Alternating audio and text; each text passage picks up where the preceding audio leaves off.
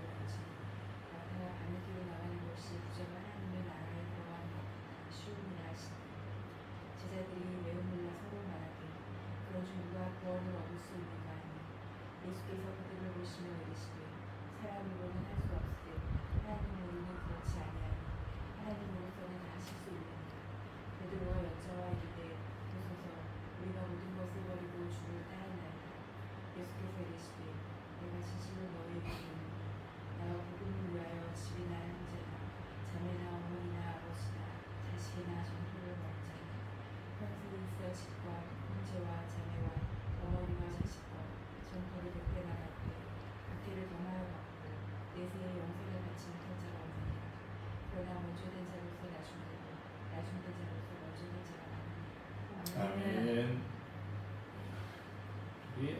요절은 21절하고 22절이 요절인데요. 한 가지 부족한 것. 사실은 진짜 제목입니다. 마가복음 10장에서 우리는 예수님께 달려와서 무릎 꿇고 영생 얻는 길에 대해 묻다가 근심하여 돌아간 한 젊은이를 만나게 됩니다. 이 젊은이의 모습 속에서 우리의 모습을 봅니다. 이 젊은이는 다른 사람들과는 다르게 열심으로 하나님을 섬기고자 했던 사람입니다. 그래서 예수님께 나와서 내가 무엇을 하여야 영생을 얻으리까? 라고 아주 진지하게 중요한 질문을 던졌습니다. 이 사람은 자기가 어려서부터 이런저런 계명을 지금까지 다 지켰다고 거침없이 답할 수 있었던 사람입니다. 자, 우리는 어떻습니까? 우리도 남다른 열심이 있어서 평범한 그리스도인으로 남아있지 않고, 사실 평범한 그리스도인이란 없지만 제자로서 훈련된 삶을 살려고 애를 쓰고 있습니다. 믿음에 관한 것이라면 그 누구에게도 뒤지지 않을 자신이 있는 사람들입니다. 맞나요? 이러한 자부심을 가질 만큼 열심히 기도하고 부지런히 성경 읽고 멋지게 하나님의 일을 해온 사람들입니다. 그렇죠? 그런데 예수님께서는 우리에게도 본문의 부자 청년에게 하신 것처럼 한 가지 부족한 것이 있다고 말씀하십니다. 자, 21절에 보시면 같이요.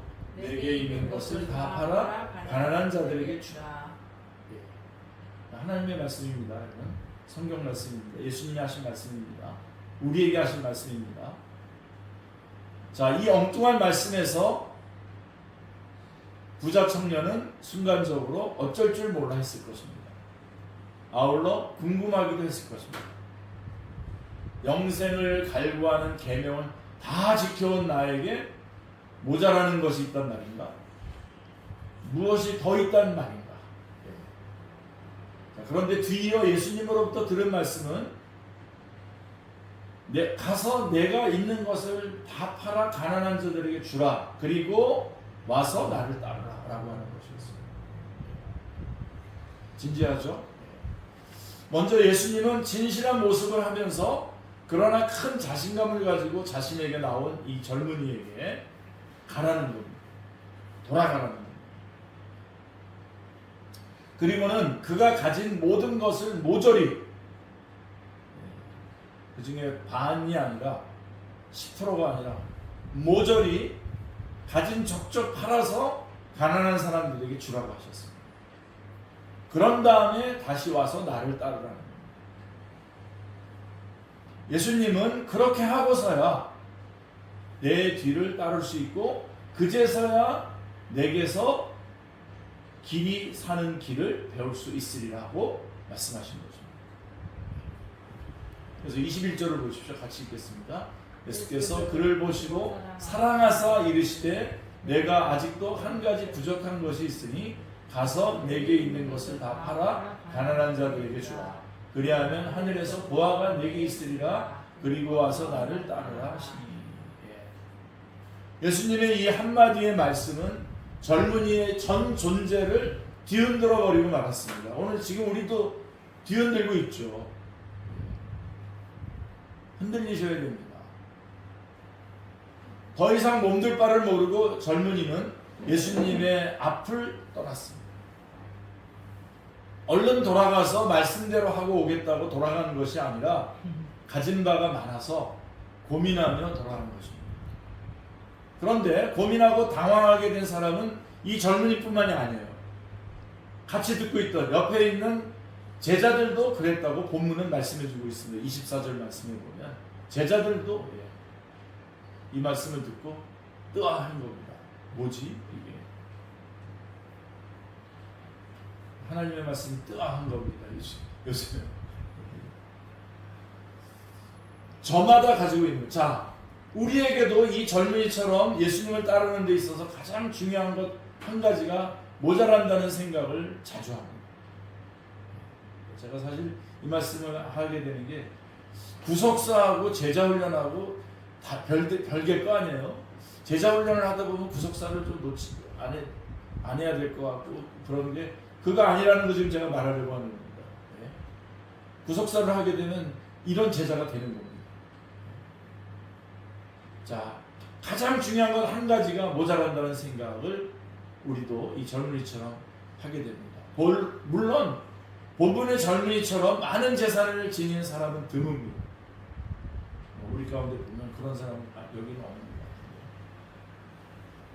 그러나 아무것도 지니지 않은 사람은 한 사람도 없습니다. 다 저마다 무언가를 가지고 있습니다. 돈 가지고 있죠. 돈 있는 사람도 있고요. 좋은 목소리로 찬양을 잘하는 것도 있습니다. 저도 이쪽에다 넣고 싶은데 요즘에 우리 아들이 더 잘하는 것 같아요. 목소리가 바뀐 겁니까? 자, 너무 좋아요. 그 다음에 또 그것도 하나의 가진 겁니다. 그 다음에 남보다 성경을 많이 읽어서 하나님의 말씀을 잘 알고 있는 거, 이것도 가진 거예요. 요거 삐걱하면요 완전히 진짜 마귀 자식입니다. 오히려 이게. 그 다음에 남보다 많이 오래 열심히 기도해서 남다른 경험을 많이 한 그런 체험들이 많은, 기도 많이 해서 체험 많은 사람. 우리 사모님 좀 그쪽인가요? 없죠. 그런 것은 아닌데. 아니에요? 경험 많이 하지. 그거 안 가지고 계세요? 그거? 네, 좋아요. 그 다음에 남보다 똑똑해서 어떤 때라도 안 맞게 행동하고 말하고 일할 수 있는 것, 이것도 아주 가진 거죠. 가족, 친척 중에 목사, 장로, 권사 등이 있어서 믿음이 좋은 집안에서 태어난 것 등등. 요즘에는 내가 예수님을 어떻게 믿고 있어요? 이렇게 대답하지 않고 나 어느 교회의 장로예요? 이렇게 대답하잖아요. 그러니까 방향이 주소가 달라도 너무나 달라요. 자, 이런 것들이 우리가 지니고 있는 것입니다. 그리고 이런 것도 있죠. 남달리 미끈한 얼굴 모습과 아름다운 몸매, 이것도 가진 겁니다. 좀처럼 아프지 않고 건강하고 튼튼한 몸을 가진 것. 제가 좀 이쪽이기도 한데요.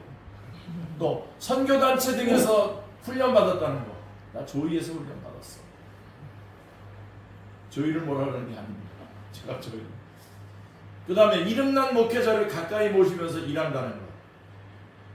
이것도 가진 거예요. 심지어는 어려운 가운데서도 교회를 잘 섬겼고 그 교회가 어려운데도 잘 섬겨서 부흥시켰다라고 하는 생각.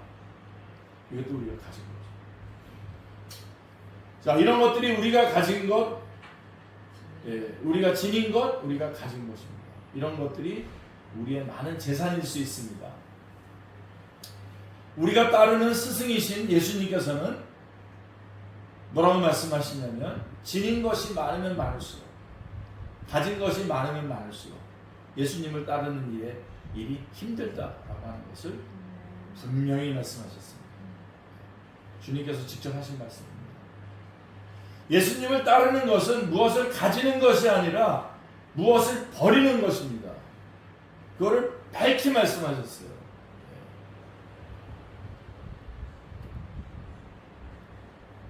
또 보세요. 여러분, 우리 많이 버렸다고 하는 사람들이 있는데 우리는 예수님을 통해서 무엇이든지 자꾸만 얻어내려고 하는데요.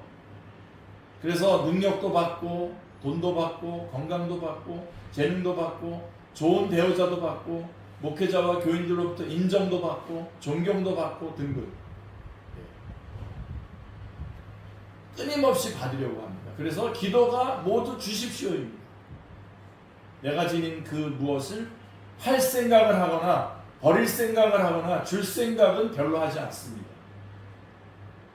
무엇이든지 달라고 하다 보니까 주님 이것저것 팔게 하소서, 버리게 하소서, 주게 하소서라고 하는 기도는 거의 드릴 겨를이 없습니다. 예수님을 믿는 것은 무엇을 자꾸 내 안에 쌓는 것이 아니라 내 안에 있는 좋은 것들을 팔아서 남에게 주는 삶입니다. 내게 있는 것이 많으면 많을수록 내 몸과 마음이 무거워서 예수님을 쫓기가 더 힘들어집니다. 심지어 하나님이 은혜로 내려주신 좋은 것들도 팔아서 주워버려야 합니다. 제가 마지막 부분에 좁은 문에 대해서 설명을 하겠습니다만 죄의 짐도 무겁지만요 때로는 좋은 짐들이 더 무겁기도 합니다. 믿는 사람마다 주님으로부터 특별히 사랑받기를 바라는 마음이 없을 수가 없습니다. 그러나 주님으로부터 특별히 사랑받았다는 자부심조차도 그것을 지니고 있으면 오히려 우리가 주님을 쫓는데 짐이 될 수 있습니다. 그것마저 팔아서 가난한 사람들에게 주어버릴 수 있어야 합니다. 자, 근데요, 한 걸음 더 나가 보십시다. 무엇을 하여야 영생을 얻겠습니까? 라고 한 물음은 결국 돌아가라, 가서 내 가진 것을 팔아 주어버려라 하시는 예수님의 답으로 이어졌죠. 자, 오늘 우리에게도 예수님께서 그렇게 말씀하시지 않겠습니까? 돌아가라, 가서 내 지닌 것 모조리 팔아 주어버리고 다시 와서 나를 따르라.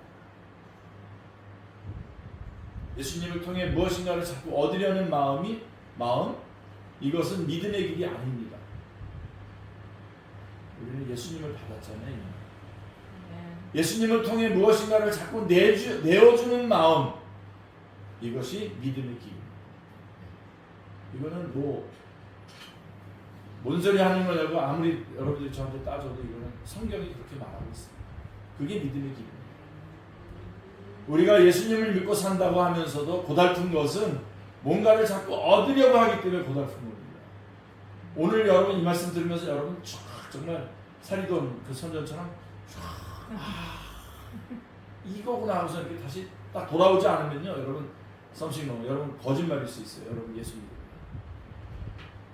자꾸 얻으려고 하기 때문에 고달프지 주려고 해보세요. 다 주고 따라간다고 생각해보세요. 우리는 어찌하여 믿음의 길마저, 믿음의 길도 자본주의 경제의 원리와 소유의 원리를 따라서 가려고 하는 것인지 모르겠습니다. 믿음의 길도 그렇게 가려고 해요. 우리가 가진 것을 움켜쥐고 더 가지려고 할 때마다 우리가 주님으로부터 들은 말은 딱 한 가지입니다. 가라, 돌아가라. 가서 내가 지닌 것 족족 다 팔아서 가난한 사람들에게 주고 그 다음에야 다시 와서 나를 따르라. 이게 주님의 말씀. 이것밖에 대답이 없어요. 그 다음에 이제 제가 사실은 이 부분 얘기하고 싶어요. 한 걸음 더 나가서 자기 흥에 겨워서 신앙생활하는 사람들이 있어요.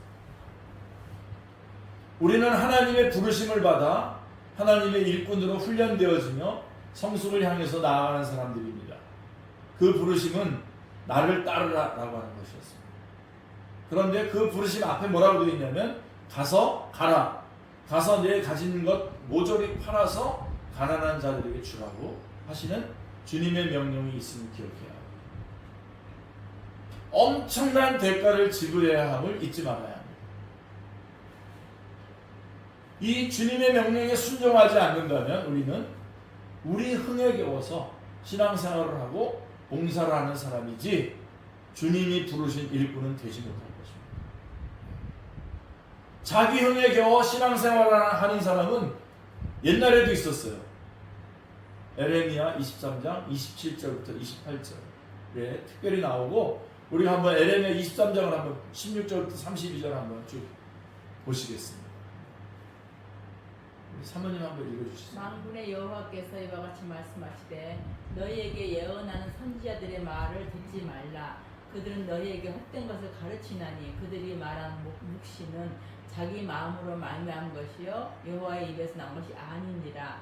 항상 그들이 나를 멸시한 자에게 이르기를 너희가 평안하리라 여호와의 말씀이니라 하며 또 자기 마음이 완악한 대로 행하는 모든 사람에게 이르기를 재앙이 너에게 임하지 아니하리라 하였느니라. 누가 여호와의 회의에 참여하여 그 말을 알아들었으며 누가 귀를 기울여 그 말을 들었느냐. 보라, 여호와의 노염이 일어나 폭풍과 회오리 바람처럼 악인의 머리를 칠 것이라. 여호와의 진노가 내 마음에 뜻하는 바를 행하여 이르기까지는 그치지 아니하나니 너희가 끝날에 그것을 완전히 깨달으리라. 이 선지자들은 내가 보내지 아니하였어도 다른 짓하며 내가 그들에게 이르지 아니하였어도 예언하였은즉 그들이 만일 나의 회의에 참여하였더라면 내 백성에게 내 말을 들려서 그들을 악한 길과 악한 행위에서 돌이키게 하였으리라. 여호와의 말씀이니라. 나는 가까운 데에 있는 하나님이여 먼 데에 있는 하나님 아니냐. 여호와의 말씀이니라. 사람이 내게 보이지 아니하려고 누가 자신을 은밀한 곳에 숨길 수 있겠느냐. 여호와가 말하노라. 나는 천지에 청하지 아니하냐. 내 이름으로 거짓을 예언하는 선지자들의 말에 내가 꿈을 꾸었다고 말하는 것을 내가 들었노라. 거짓을 예언하는 선지자들이 언제까지 이 마음을 품겠느냐. 그들은 그 마음에 강교한 것을 예언하느니라. 네, 그 다음에 잘 읽을게요. 27절부터 그들이 서로 꿈꾼 것을 말하니 그 생각인즉 그들의 조상들이 바알로 말미암아 내 이름을 잊어버린 것 같이 내 백성으로 내 이름을 잊게 하려 함이로다. 여호와의 말씀이니라. 꿈을 꾼 선지자는 꿈을 말할 것이요 내 말을 받은 자는 성실함으로 내 말을 말할 것이니라. 겨가 어찌 알 것과 같겠느냐. 그 다음에 29절부터요. 여호와의 말씀이니라. 내 말이 불 같지 아니하냐. 바위를 쳐서 부셔뜨리는 방망이 같지 아니하냐.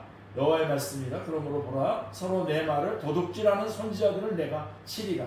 여호와의 말씀이니라. 보라 그들이 혀를 놀려 여호와가 말씀하셨다 하는 선지자들을 내가 치리라. 여호와의 말씀이니라. 보라 거짓 꿈을 예언하여 이르며 거짓과 헛된 자만으로 내 백성을 미혹하게 하는 자를 내가 치리라. 내가 그들을 보내지 아니하였으며 명령하지 아니하였나니 그들은 이 백성에게 아무 유익이 없느니라. 여호와의 말씀입니다. 아멘. 자기 기분에 좋아서 하는 그런 사람들이 있다. 자, 우리에게는 그럼 이 모자람을 어떻게 채웁니까? 우리에게는 아직 모자라는 것이 한두 가지가 아닙니다. 그 모자라는 것을 채우기 위해서 우리는 부지런히 기도하고 성경 공부도 하고 일도 열심히 하면서 살아가고 있습니다. 그러나 정작 우리에게 모자라는 것은 그런 게 아닙니다. 그거가 모자란 게 아닙니다. 이미 지니고 있는 것을 모조리 팔아서 주어버리는 것, 이거를 못하는 게 이게 모자란 것입니다. 우리가 무엇을 얻어가지려고 하면 할수록 이 모자람은 더욱더 커질 것이고 주를 따르는 길은 더욱더 멀어질 것입니다. 이 모자라는 것을 채우는 길은 내 속에 무엇을 자꾸만 집어넣고 내 소나기에 무언가를 자꾸만 움켜쥐는 것이 아니라 내 속에 있는 것을, 내 소나기에 움켜진 것을 던져버리는 것입니다. 남에게 주어버리는 것입니다. 그러고 보면 이 모자라는 것을 채우는 길은 참으로 이상합니다. 우리는 우리가 지닌 것을 주어버림으로써 우리의 모자람을 채울 수 있기 때문입니다. 자, 하나 더 깊이 생각해 보겠습니다. 자칫 잘못하다가는 우리가 지닌 모든 것을 팔아 주어버림으로써 이 모자라는 하나를 채우는 것조차도 또 다른 소유가 될 수 있다는 것입니다. 나 다 포기하고 다 버리고 다 가난한 사람에게 주고 왔어 라고 하는 이것도 또 하나의 소유가 된다 이거죠.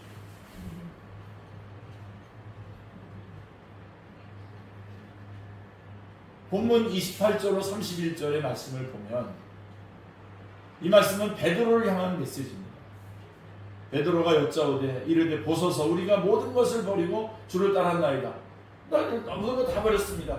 라고 하는 이게 또 하나의 베드로에게 있어서 소유였답니다. 예수님께서 이르시되 내가 진실로 너에게 이르노니 나와 복음을 위하여 집이나 형제나 자매나 어머니나 아버지나 자식이나 전터를 버린 자는 현세에 있어 집과 형제와 자매와 어머니와 자식과 전터를 100배나 받되 박해를 겸하여 받고 내세에 영생을 받지 못할 자가 없느니라. 그러나 먼저 된 자로서 나중되고 나중된 자로서 먼저 될 자가 많으니라. 오늘날 우리들은 내가 하나님의 일하기 위해서 이것저것 다 버렸다고 하는 고백을 들을 수가 있습니다. 의사였는데 포기하고 했다. 선교에 뛰어들었다. 그게 그 사람의 소유예요. 그 사람을 끝까지 잡고서 하나님의 일에 매진하지 못하도록 만들어요. 그거 가지고 많은 후원금을 받는 꼬투리로 삼아요. 나 변호사였다. 그래서 하나님의 말씀을 얘기하는 게 아니라 변호 도와줘요. 변호사였던 목사 돼가지고 변호하는 걸 도와줘요. 그러면 왜 목사가 돼요? 그게 또 하나의 소유가 돼가지고 자기 또 유명해져서 책까지 냈어요. 변호사가. 그것도 공짜로 하나 주지는 거였어요. 아니 공짜로 받으면 또 안 읽을 수도 있고 읽어봤어요. 그런 얘기예요. 자, 그래서 우리가 대단한 것을 버렸다고 생각한다면 그것 역시 버려야 될 한 가지 부족한 것입니다. 아직 예수님의 부르심을 받을 만한 자리에 이르지 못했다고 보는 것이 정확할 것입니다. 그냥 가만히 계세요. 그렇다면 그거 내가 버린 것이 뭔가 자부심이라면 아직 자격이 없는 겁니다. 사람으로서 감히 하나님의 일을 하는 이 일보다 더 나은 것이 어디 있겠습니까? 로이드 존스 목사님에게 이런 질문들을 했다는 말이에요. 그분 의사였잖아요. 전혀 아깝다는 생각이 없습니다. 이 하나님의 일을 위해서 우리가 버리는 게 도대체 뭐가 있습니까? 도대체 예? 뭐가 있습니까? 뭐가 그리 대단한 것을 버렸습니까? 그런데 이렇게 팔아주어 버림으로써 한 가지 모자라는 것을 채우는 일은 우리가 스스로 해낼 수 없습니다. 하나님이 하시는 거예요. 하나님이 우리 안에서 하시는 거예요. 27절 말씀은 가진 것을 버릴 수 없는 것이 사람이기에 우리가 처음부터 끝까지 하나님만 의지할 수밖에 없음을 깨우쳐주고 있죠. 같이 읽겠습니다. 예수께서 그들을 보시며 이르시되 사람으로는 할 수 없을 때 하나님으로는 그렇지 아니하니 하나님으로는 다 하실 수 있느니라. 얼마 전에죠. 우리 강석보 목사님이 저희 친구 목사님이 우리 교회 오셔서 그때 부흥회 같은 걸 했는데 이렇게 얘기했어요. 제가 아주 확 찔렸어요. 여러분들이 요구하고 있는 모든 기도의 제목들은 돈만 있으면 다 해결되는 겁니다. 다 그거가 기도 제목인 거예요. 그래서 제가 그때 깊이 찔렸습니다. 자, 얻기를 좋아하고 지니기를 좋아하는 우리에게 유일한 희망은 오로지 이 하나님밖에 없습니다. 우리로 하여금 우리 자신의 한계를 뛰어넘어 예수님을 따르게 만드는 이 하나님만이 우리가 믿을 수 있는 분이십니다. 우리는 우리 자신을 믿을 수 없습니다. 언제 어떻게 또 무엇을 자꾸만 가지려고 하는지 모르기 때문입니다. 그리하여 이제 하나님의 부르심을 따라 예수님을 쫓고자 하는 우리는 이 하나님께 모든 것을 맡기고 도우심을 간절히 빌 따름입니다. 죄송스러워도 자랑스러워도 마음 아파도 마음 뿌듯하여도 그저 이 하나님께 매달릴 뿐입니다. 그래서 제자의 길이가 뭐냐? 구속사의 그 여정 안에 섞여 있는 우리들이 살아가야 될 길은 좁은 길입니다. 좁은 문으로 들어가는 것입니다. 마태복음 7장 13절 14절 말씀. 이거 좀 한번 읽어주시고요, 전사님. 마태복음 7장. 전사님 감기 걸리셨습니까? 우리 사모님. 마태복음 7장 13절 14절 찾았어요? 이기쁨 전사님? 아직 13절 14절.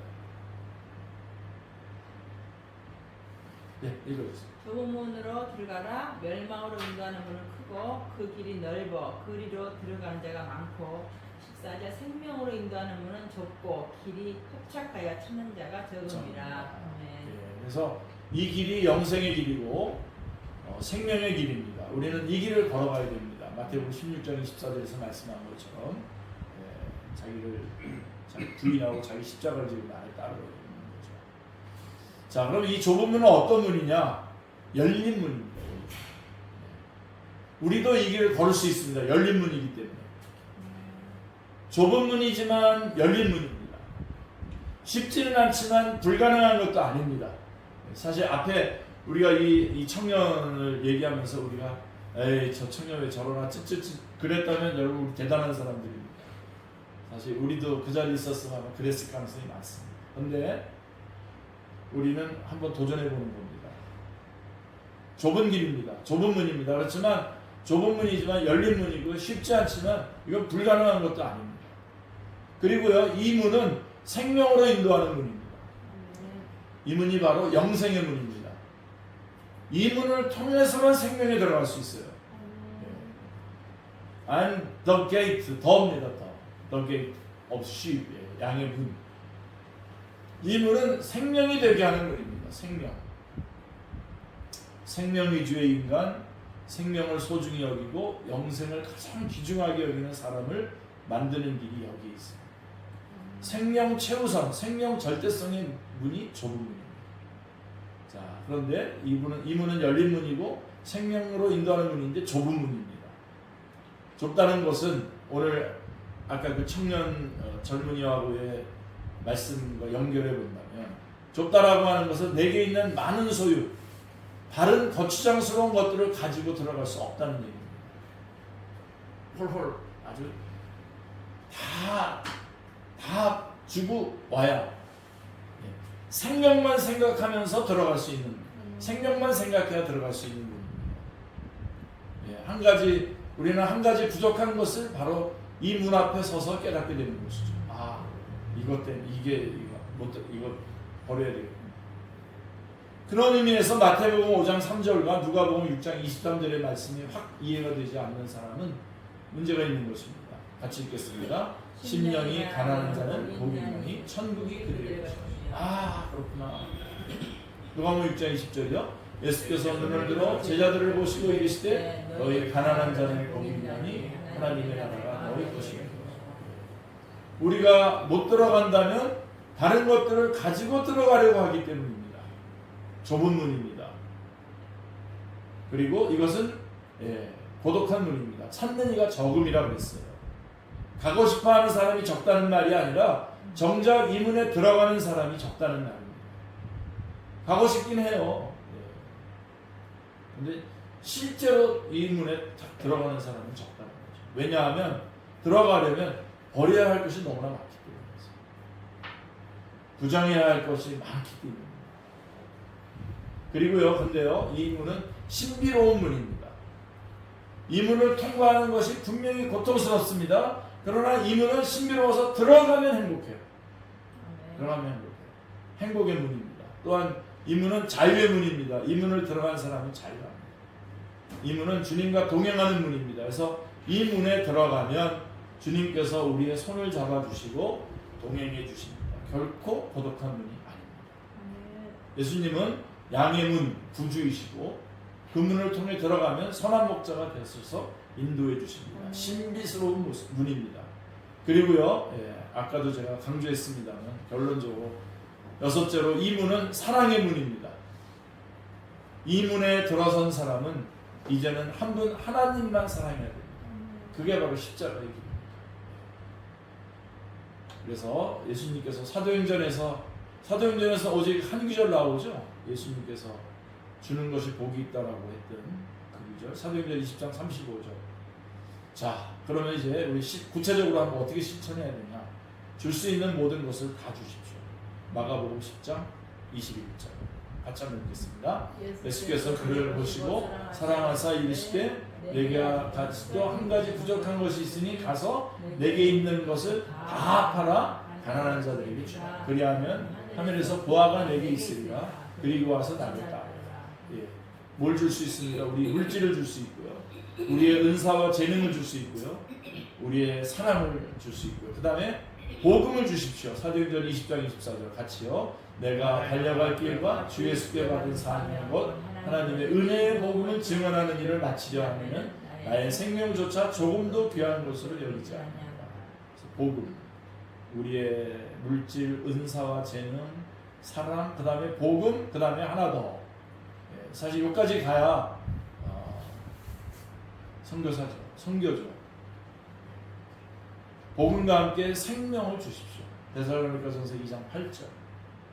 어느 날 제가 SK텔레콤 직원들하고 같이 이 부분 같이 묵상하다가 제가 정말 하나님 앞에 확실하게 손들고 한복했습니다. 같이 한번 읽어보겠습니다. 우리가 이같이 너희를 사모하여 하나님의 복음뿐 아니라 우리의 목숨까지도 너희에게 주기를 기뻐하는 너희가 우리의 사랑하는 자 사랑해서 목숨까지도 줄 수 있는 우리가 뭐 전도할 때 이렇게 하잖아요. 복음만 이렇게 이거 받으세요. 예수 믿고 구원 받으세요. 어쩌 주고서 그 사람하고 전혀 관계없이 사는 거예요. 근데 이 데살로니가 교회의 사도 바울의 그 선교의 현장은 이거였습니다. 복음을 주고 그들과 함께 그 복음에 합당한 삶을 같이 살아 목숨까지 내주면서 같이 살아갔던 거예요. 그래서 열매가 맺어집니다. 그래서 우리가 뭘 줄 수 있냐?